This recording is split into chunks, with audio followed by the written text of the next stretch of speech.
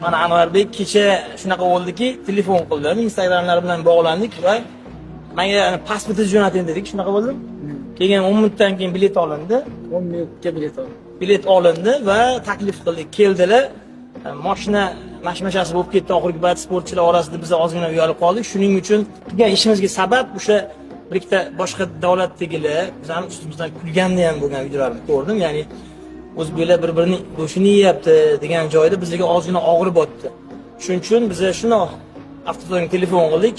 Nech pul dedik, baraka qildik. Anvarbekka telefon qildik, sizga sovg'a bor dedik. Sportchi aka-ukalarimizni ichida o'zimiz ham bo'lganligimiz uchun sportda noni juda og'ir. Kiyimiga yetsa, vitaminlar sizga yetmaydi, unisiga yetsa, bunisiga yetmaydi. Agar oilali bo'lsa, undan ham og'ir. Shuning uchun biz chin ko'ngillar shu ikkita kamar egasi ukamizga shu mashinani o'z nomlariga hech qanaqa kreditlarsiz, hech qanaqa narsalarsiz оформить qildik. Yaxshi pullarga haydasinlar. O'zlari ham ikki og'iz gapirsinlar. Aziz akamiz, kattakon rahmat. Keldim. Mashina o'zim nomimga, hech qanaqa krediti yo'q. Do'g'rilari o'zim nomimga, 0 probeg akam.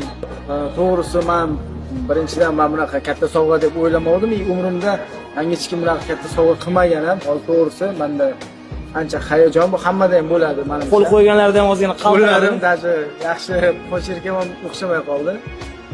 Niyat qilib yurardim, nasib bo'lsa men ham ko'plarni ko'rib havas qilib yurardim. Dadajonim